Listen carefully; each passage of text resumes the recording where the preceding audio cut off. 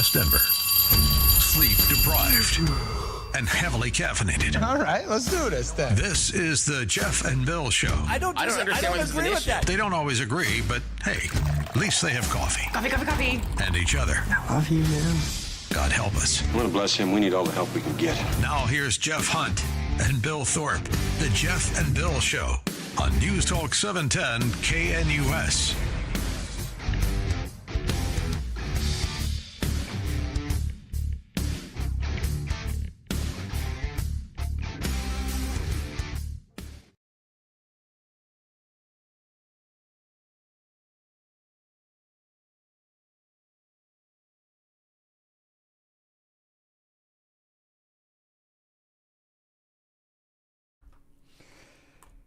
Good morning, Denver, Colorado. Denver. It's 6 a.m. in the Mile High City on this Monday, September 22nd, 2025. You tuned in to the Jeff and Bill Show, News Talk 710 KNUS. I'm your co-host, Jeff Hunt, along with Bill Thorpe, bringing you the freshest insights, hottest takes from the right, left, and center. Got a great show for you today. You're going to want to stick with us through its entirety. We're going to be talking about the memorial that took place yesterday, Charlie Kirk's memorial. And Erica Kirk, my goodness, so powerful. We'll talk about that, the proclamation of the gospel through just about every speaker. President Trump's speech, Elon Musk in the audience. Fences seem to be mended. Bridges seem to be built. Remarkable day yesterday in Arizona as we remember a colleague here at Salem Media, Charlie Kirk. We'll be talking Lorena Garcia. She's an interesting person. Donald Trump declares Antifa a terrorist organization. Lorena Garcia, state representative here in Colorado, going, well, I'm Antifa.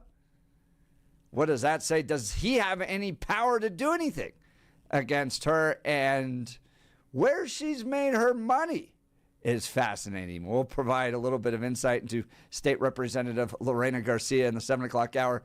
Representative Jarvis Caldwell, the new House Minority Leader. You heard from Rose Puglisi as she resigned last week. Well, this week, Representative Jarvis Caldwell will be joining us today to talk about his vision, his leadership of the mighty little group of Republicans in the House of Representatives. Then we'll be joined by Kelly Caulfield in the 9 o'clock hour. She's the executive director of the Common Sense Institute, has done a deep dive on the Denver city budget over the last decade. Where have changes come? Are they spending more than they used to? If you did a dollar for dollar analysis, she's going to give you some insight during the 9 o'clock hour. So absolutely great show for you today. Now it's time for news and comment with Blake Olson. Blake Olson. Blake Olson, news and comment. Good Monday morning, 55 and mostly clear in Denver, expecting a high of 77 today. This portion of the news sponsored by Pastor Camp Heating and Air Conditioning at 303-777-1234 to learn more about special savings opportunities on Lennox equipment. Our top story.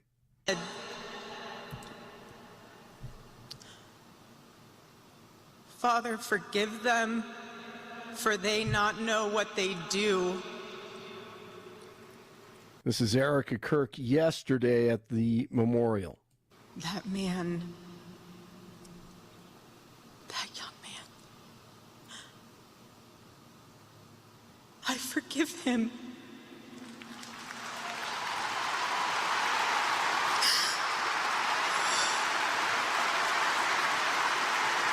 And as Andrew Colvett from Turning Point USA posted on X, that was, quote, one of the most powerful and profound moments our nation will ever witness. I agree. About 100,000. I agree entirely, too. Right? That was the best part. It was a long service.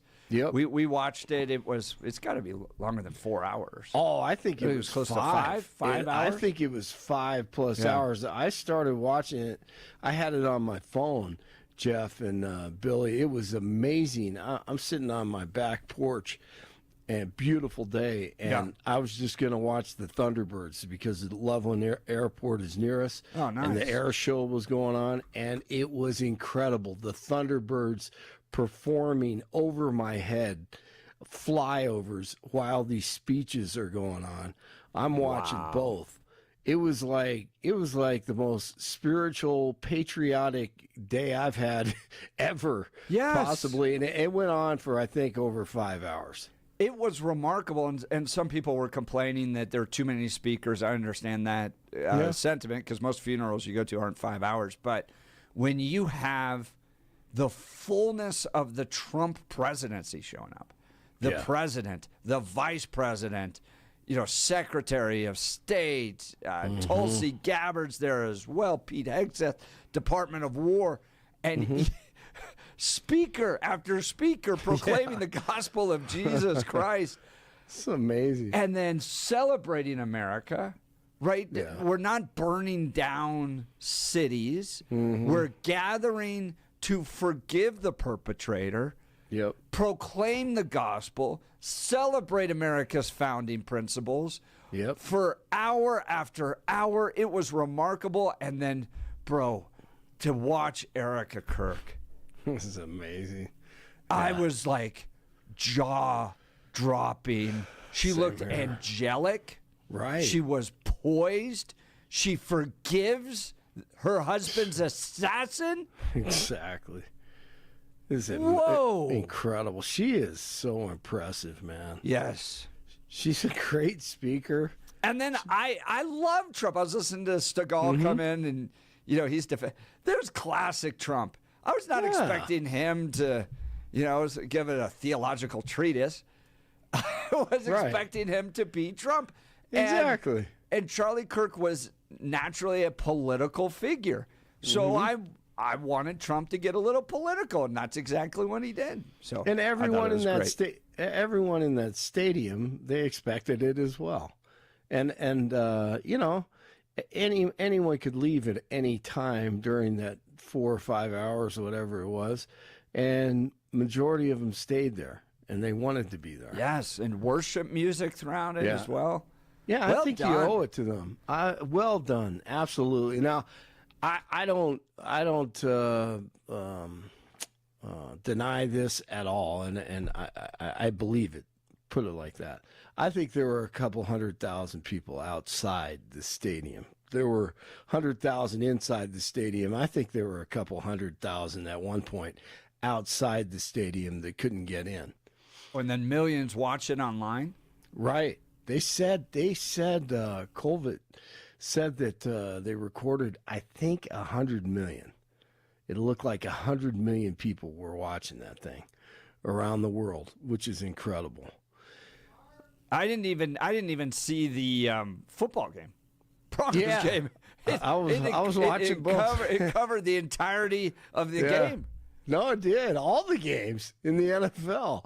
NFL probably took a little hit. As somebody who's loves history and loves the stories that make up America, when you think about the time that we are in right now with Elon Musk, Donald Trump, the multiple assassinations against Donald Trump, the entire weight of a politicized judiciary coming down on him to try to, to the point where they're raiding his wife's underwear drawer. Yeah. Survives that, becomes elected president again. A fully dedicated, devoted administration going 100 miles an hour. Charlie Kirk making impact on college campuses. Then his assassination, his memorial service, to your point, reaching nearly 100 million people, tens of millions of people, 100,000 in there. What a time to be alive. What a time in American history. No doubt. And proclaiming Jesus along the way. I love it. Here's DJT. If speech is violence, then some are bound to conclude that violence is justified to stop speech. And we're not going to let that be justified. The tradition of reason and open debate that Charlie practiced is not a pillar of our democracy. In many ways, it's the basis of our entire society. Yep, I agree. Those in attendance felt blessed to be a part of the ceremony including Elon, who Charlie Kirk really wanted to see reconcile with DJT. He did on Sunday, sitting next to 47 and shaking hands. Others appreciated what they experienced. It was a lot of emotions. Erica's entire speech was really moving, and the fact that she was able to even bring herself to forgive the shooter. I mean, it was really, like even just talking about it right now with you, man, like emotional, really emotional, really, really emotional. So amazing. Colvett, once again, from Turning Point USA on X before the memorial. He said he just spoke with the surgeon who worked on Charlie in the hospital, said the bullet absolutely should have gone through, which is very, very normal for a high-powered, high-velocity round.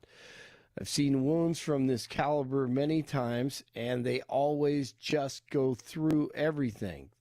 This is what the doctor said. This would have taken a moose or two down or an elk, etc.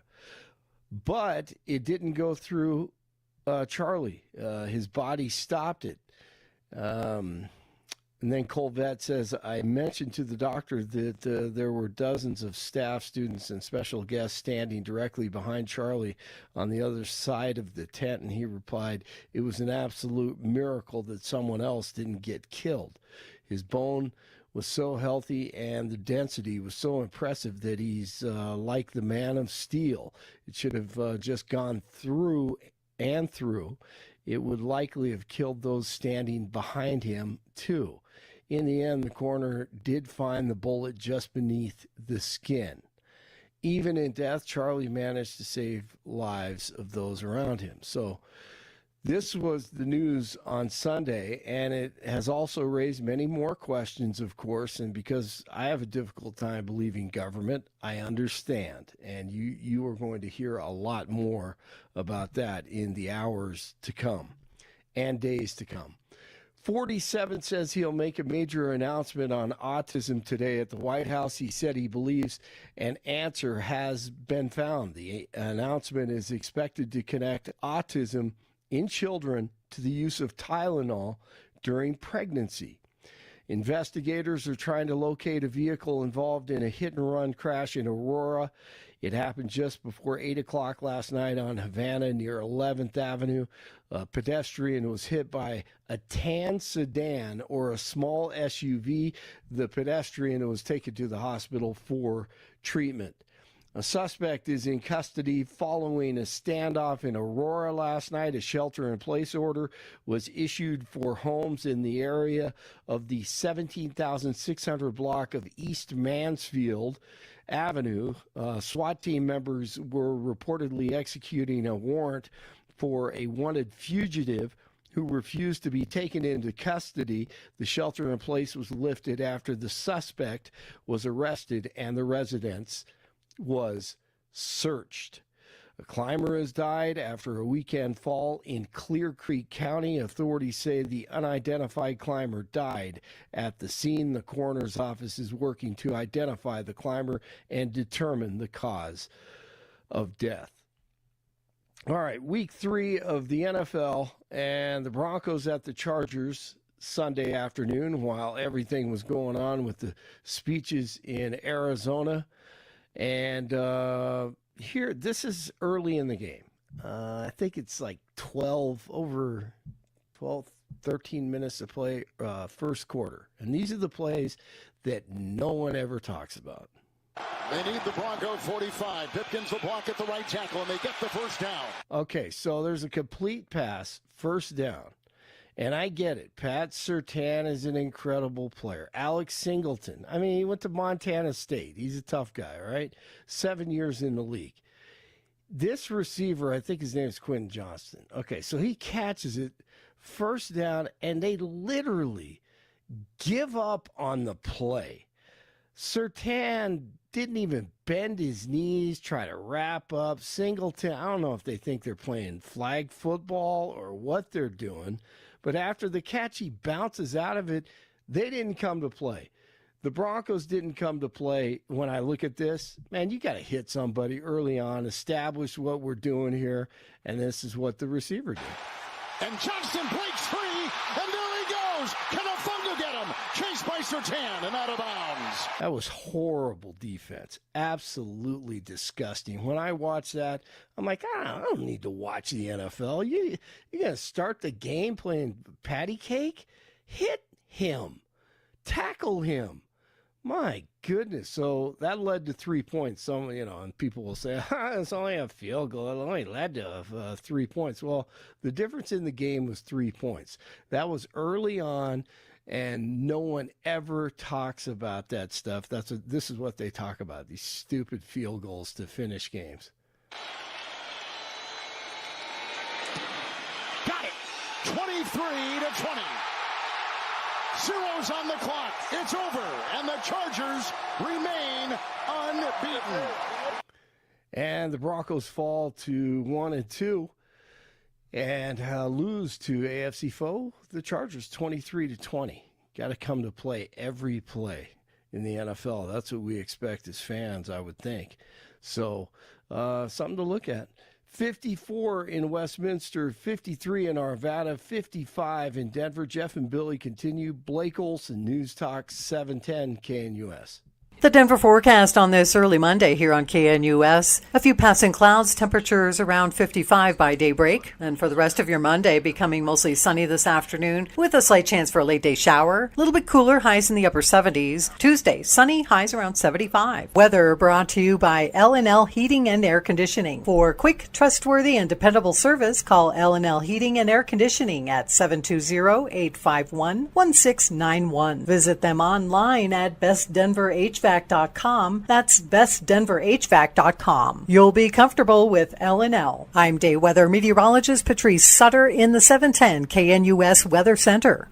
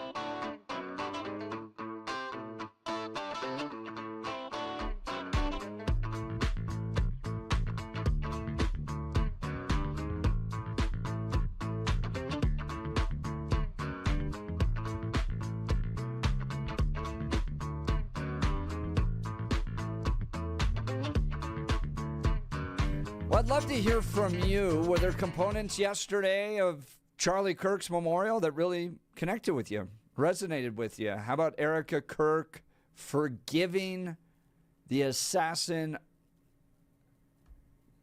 I mean, was that something that you found interesting? Confusing, maybe? Heartwarming? Powerful? What do you think of Donald Trump's speech? How about just political figure after political figure, major American leader proclaiming the gospel of Jesus Christ? Is it Christian nationalism in America right now? Give us a call. Would love to hear from you. Maybe you were offended by yesterday's memorial. This is Denver's top talk radio station. Want to hear from you. Here's the phone line, 303-696-1971. 303-696-1971. Text us on the Dan Caplis Law Text line at 720-819-5115. 720-819-5115. Bill, did you get a chance to catch any in the memorial service? A little bit, not much. It was football day, and there were some other things going on with the family that I had to deal with, and my Magpies played in the morning, but that was an atrocious game. That was awful. Magpies as in a soccer team? Okay. Newcastle. We played in the morning. When the Magpies play at our place, it's stealing all of our cat food. No, it was not a good game with Bournemouth. We did not play well. I mean, we tied, but it was awful. It was as bad as the first half of the Kansas City New York game last night, if anybody was watching that. Damn, that sucked. I didn't see much. I saw bits and pieces, saw some. I'd check in every once in a while. Would, browse online. Saw some rap videos and things like that. It seemed very nice. I think that Erica Kirk was fantastic. Of the pieces of the speech of hers that I saw, really, really good. And not surprising, Trump, from, again, what I saw, did some stuff about Charlie, and then mostly, yet again, airing of the grievances and about himself. So that was, for me, and again, I didn't watch the whole thing, so I don't think it's really fair to make much of a commentary on it. But hey, guess what I'm going to do? Make a commentary on it. Yeah, that's what we're going to do. But again, I understand this isn't fair, but I was disappointed in the pieces that I saw, how much it was more about Trump than it was about Charlie and everything else. And again, I don't know if that is representative or necessarily fair of the entirety of his speech. But in a time in which I see, and I've heard the audio, and we've got it, of Erica Kirk saying that she forgives the shooter, for Trump to go, I hate them. I hate my opponents. I'm a hater. Okay. Just seemed a little different than the majority of the theme of the event. But I could be wrong. I don't know. How about you? I mean, this is what's intriguing to me, because on some of the comments around Erica Trump's forgiveness, people are going, no, we need justice, we need justice, we need justice. And it's both and. It's not either or. So what people are looking for, and what was on perfect display yesterday, was, yes, you can personally forgive somebody. That becomes important point of moving forward, I think, in a lot of components. You're not, in every case, like we talked it as a family. I think one of my kids last night asked me this, if somebody had killed my wife, would I be able to forgive them? And what Erica Kirk talked about in her speech was going to deeper places in her faith than she never could have imagined, right? When a tragedy that close, someone you've been recently married to, you have 2 young children, is ripped away from you. I can theorize how I would feel in that situation, but to actually go through it is something entirely different. And I'll give you a personal experience in this, Bill. I reached Saturday of this weekend was one of the most depressed I've been in a long time. And it was one of those journeys through grief that there was no reason outside of Charlie. My family's doing fine, work's doing fine, all that stuff. But it just, it just lands on you sometimes in ways you can't even control. Oh, yeah. It just, like everything we've been through this last week, and the loss of Charlie, and then talking about it, and, just the stress of life just kind of hit me. And I just was really down in the dumps. And came out of it, and everything's fine, and had a great Sunday and all that stuff. But you sometimes go on journeys you can't control. That's what I'm trying to say, right? So Erica, during her speech yesterday, talks about going into places in her faith she never could have imagined before. And I think that's a God kind of taking you through the grief and all that stuff. So she gets to a place, and I think it's entirely based upon her faith and the fact that God's present with her, the Holy Spirit's guiding her, that she goes, I'm going to forgive him. And it's a remarkable moment. I mean, it is. It really during is. the speech, she stops. Oh, yeah. And it's something I don't think the audio really gives the weight of what the visual is. Yes. Because you can see where she's taking pause, she's struggling with it, she's coming to it. Yeah, there's a lot of emotion contained in that visual. And she like looks up. Yes. And then you hear her start her next sentence, but she can't. So it's like this little whisper. The young man. Yeah. And then she gathers herself and then says it again and forgives the man. Was by far the most remarkable moment of that, and a full expression of faith, and I think the best testimony of the gospel of Jesus Christ, right? Where she is influenced by Jesus's words on the cross saying, Father, forgive them, for they know not what they do. it is internalized into her. And in the midst of the deepest pain she's ever experienced in her life, she leans on that moment and in faith says, I'm going to forgive him. My Savior forgave the men who crucified him. There's no rhyme or reason. Everything in this world would say, seek retribution, hang on to your pain. And then at that moment, she steps out in faith, and it is on full display. It was incredibly powerful. And then what I liked is I want to see a government that's going to seek justice. So yes, Erica Kirk, faith, forgiveness, freedom there. And at the same time, and Romans talks about this, the government is the sword that provides justice for us. So to have Donald Trump come up and go, we're going after him. We're going after the people that paid for all this. Those that fund Antifa, that are behind the kind of leftist violence we're seeing, we're going to go after them. I like that too. So for me, it was kind of like all of it combined.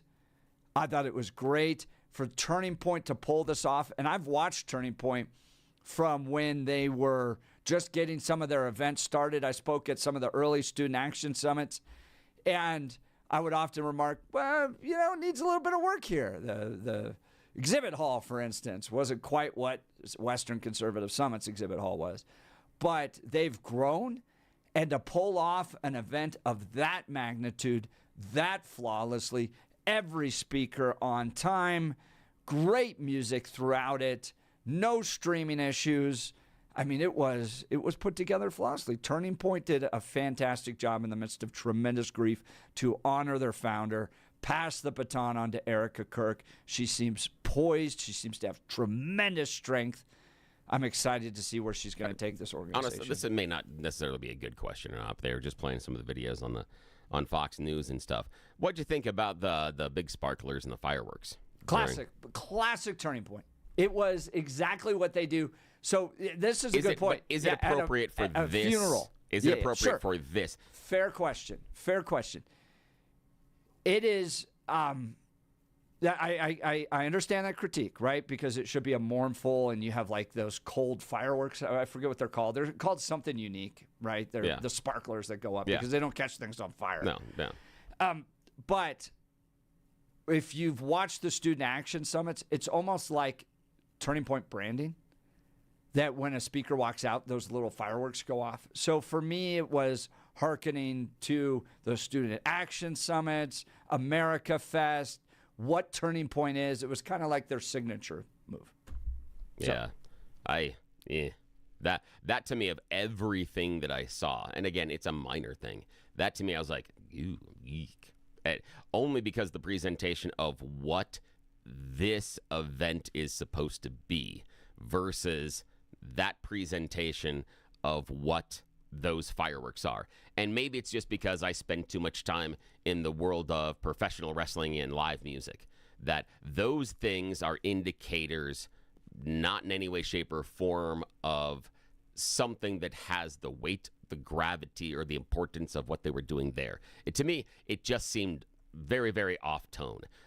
It would have been like if during a segue between one of the speakers at Charlie's event, if they decided to play House of Pain's Jump Around, and like, yeah, I don't think that's really the right, music you play at this kind of a gathering. Seems to be like you're not reading the room. That's just how but again, not a Turning Point person, didn't watch the whole thing. It was just when I saw that, I kind of went, huh, that's different. It just seemed like, is that really what the moment needed? It was 100% on brand with Turning Point. At least their events and the energy and, who they are. Every speaker walks out to that at all their events. For me, it would have been, now this may be a little bit too nerdy, but I would have leaned into Sharpie lights, which are very, very small focus lights that you can hang inside the lighting rack above. I would have gone with some backlighting that was turned up at about 80 degrees as far as up towards the sky. And then I would have used fog machine. That's what I would have done. I would have changed it that way. I would have represented using the Sharpie lights coming down. That's where I would have represented the fireworks, etc., and given the visual. But I would have pulled back. But that's just me. I would have had a problem lighting off fireworks or those type of sparklers at this event. I look at that and think, oh, but that's me. Again, that's just me, and I wasn't there. So what do you think of every member of the president's cabinet and leader of this government talking about Jesus Christ, talking about a return to faith? Is that Christian nationalism on display? Yeah. I didn't say necessarily, because they didn't talk about the idea that we need to turn these values and make them the benchmark of our government, at least from what I saw. But if they are like, we need to take what Jesus is telling us and make that the law of the land, you might have a little bit of an issue there. Fair point. Yeah, fair point. That could have been it. That could have been a bit of it. But again, when Trump comes out and talks about how much he hates his opponents and such, is he really necessarily? Is that thematic for what he should be doing? I understand the idea that you want to hear the judgment and the justice and revenge factor. Yep. But is the fact that Donald Trump says he hates these people, is that justice? Does that get us to justice? Because last time I checked, the Lady Justice is blind. And when Donald Trump says, I hate these people, seems to me he's asking us to pull the blindfold off. It's just, that's what I worry about, is he's looking at this more adversarial necessarily these than people, justice. I think what people who watched it yesterday saw from Donald Trump is that those that took the life of an innocent person, that form of evil, you want justice for. And you want a president who's going to get up there and go, everybody tied to this, right? Not just Democrats in general, that type of thing. But with regards to the assassination of Charlie Kirk, we're going to use the weight of the government to uncover anybody and everybody connected to this. Justice is going to come. Romans talks about the government being a sword and the importance of upholding the law, that people want a government that's going to bring justice. And got a question on that. Yeah, it's good. Go ahead. What if there isn't any larger conspiracy? What if he is just radicalized based on some things he saw online and the relationship he's having with the roommate and dislikes Charlie's words, etc.? What if there isn't? That's all it'll go. That's all it'll go. But again, we were just talking about, what you're talking about. You like the idea that Donald Trump was going to go after the large group and all the things that turned and that caused the evil. If we don't have that, I mean, again, that's what you said he was going to do. That's what my question is. I'm wondering. It'd be fine. I'm wondering if if there's no conspiracy, there's no conspiracy. But we started. Hang on a sec, though. But we started full weight exploring. But we started with the conclusion of there being conspiracy. No, before we had a suspect, we had statements from people about radical left and murderers and things. I mean, Elon Musk that was there was blaming left before there was any suspect. That's what I'm worried about. I'm worried about the idea that we've come to this conclusion that obviously he is this part of this vast left-wing conspiracy. And what happens if that doesn't prove to be true? What happens? What I'm worried about is that that's not enough. That's not enough when we've been sold this idea of the government's going to root out and this and the justice. Then if it doesn't turn out that if he's not a member of any real strong left-wing group, there isn't anything online that shows him participating, he's not in these chat boards or whatever it is, if there's nothing there, then where does that anger go? Because we've been told we have to go get him. And so that's what I'm worried about. I'm worried about because we invented a them before we knew if there was a them. Do we have to find a them afterwards? We just want the full weight of the government to explore this and to leave no stone unturned. That's it. That's what they want. You didn't see words even from Trump or from Erica Kirk or anybody involved that it got conspiratorial in some of the ways that other talk show hosts have made this conspiratorial. They just want, and what was delivered yesterday, especially from Trump, was that they're going to turn over every stone and anybody involved with this is going to be prosecuted. And that's the way it should be. Join the conversation. Would love to hear from you. 303-696-1971. Text us on the Dan Caplis Law text line at 720-819-5115. Let's talk Gyrie's, folks. My wife and I been to the Gyrie's location in Parker. They've got Gyrie's all throughout Denver. Got a chance to sit down there with their professional designer.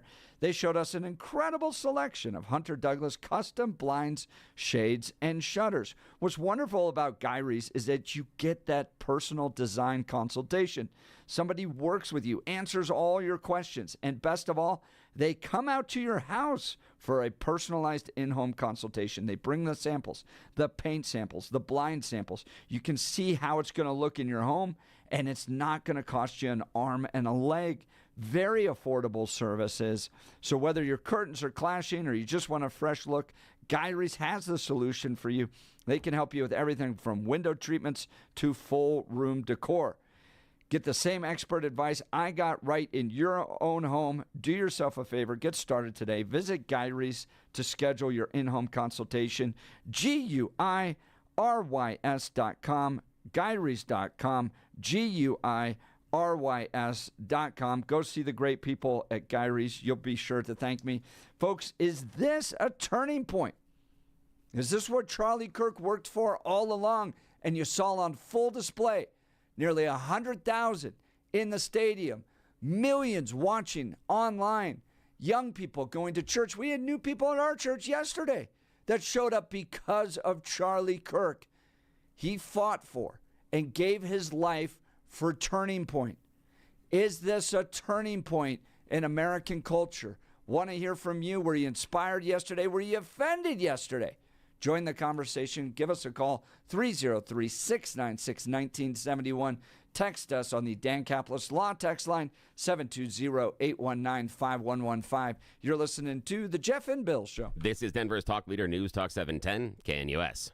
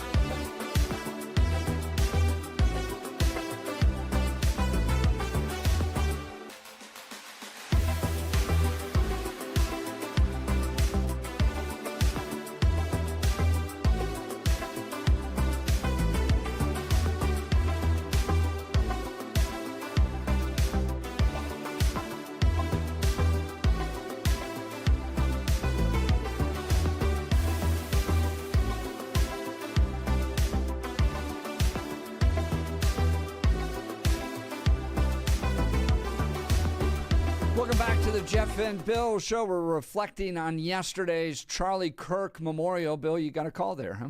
Yeah, we had a caller off air, couldn't hang with us, and said that, overall, the celebration was nice. They were wondering why Erica didn't go last, why she wasn't the closer versus who did close. The person on the phone thought that was a little bit too political. Also had some bad feelings about Lee Greenwood and doing the song that's associated with Trump's campaign so often. Felt that was a step over the line, and also felt that the list of cabinet members from Trump's administration that kept coming up seemed like too much of a parade of sycophants. Said that when they watched it, they loved when it seemed to be a lot about Charlie, but disliked how it seemed to veer too often into politics. So I don't know if the other callers are going to hold that feeling, but that's what they said. Okay, There was a I kind of a up two minds. understand that, Yeah. but what I think it communicated to those of us that were part of Charlie's work and appreciated him was, here's a guy that just a few years ago was a young kid with no money. He starts this organization on his own. He dedicates his life to it. And upon his death, every major political figure in the movement he was a part of wanted to speak. And if I was putting on that event, I would have done it the exact same way. I understand it's a lot of speakers. I understand it's nearly 5 hours. But it is the Secretary of HHS. It's the Secretary of War. It's the Secretary of State. It's the Vice President of the United States. It's the President of the United States. And that's not everybody that was there from the government. It was an honoring of the fullness of the impact of Charlie Kirk in only a few short years to transform this nation, to inspire a next generation, and that was the honoring there. And Charlie was political. He was political. So to have Lee Greenwood to finish with the President of the United States, I think reflects his work perfectly. I thought it was great. All right, I think the caller has an issue that maybe Erica should have closed. I mean, if you're lining that thing up, maybe she should have closed. No, it's the President of the United States. It's the President of the United States. Yeah, all here's right, the thing, though. It's the widow. It's the widow of the person we're honoring. Yeah, I think we close with her. That's just me personally. Let's go to Tony. Go ahead, Tony. Hey, good morning. Morning. What's on your mind? So I'm going back to Trump's comments and the aggressive. I hate my enemies, and I want to put that in the context of what he said over the past week, and that is, he said, ABC and NBC, these guys, 97% of what they say about me is bad, so that's illegal. That's illegal, and they're the enemy with Trump. And then Trump, I think, over the last 24 hours, sent out a tweet or whatever, directing his Justice Department to go after 4 or 5 enemies of his that he thinks they need to be attacking, and he's pissed off they haven't attacked them quicker. This guy's on a rampage, and I believe he should be unifying the nation right now, not tearing it apart, but that's what he's doing. Now, what happens if a Democrat is the president? And there were assassinations that we've looked by, the assassinations of the Minnesota legislators. What happens if that president says Salem is a problem? They lied to the country, and they got 40 million people, 50 million people believing that the election was stolen. They have corrupted our democracy. I think they paid the price, don't you think? Pardon me? Don't you think Salem paid a price? How so? Well, I think they had to write a pretty big check around the stolen election thing. They did around the voting machines. But Correct. I'm saying if a president were to do just do the same thing, the Democrat, it was Ted Cruz who earlier in the week said, "Hey, this is really scary. We got to stop." You heard his comments, right? This is ridiculous. We can't go after people's free speech. If we do that, when Democrats get in office, they'll go after us. And I could see a Democratic president saying Salem is too big, and we're going to have to break up Salem. Now, you can get around that. You can avoid that if you fire every single one of your national guys who said the election was stolen, and here's the list, and then all the local guys by market, fire all those guys too, and Salem, you can stay united. Do you see Trump doing that, though? Is Trump doing that with ABC? Or is he just doing it with Jimmy and some of the big guys?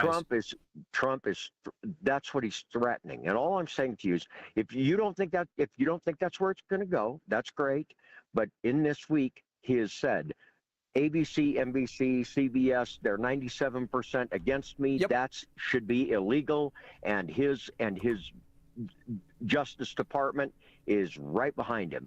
If they and obviously they went after comedians for comments, and they threatened a station. Tony, we've got to get to a break here, but here's what you're leaving out of the equation, okay? These are not just mom and pop press operations. These are billion-dollar efforts to stop Republicans from getting elected.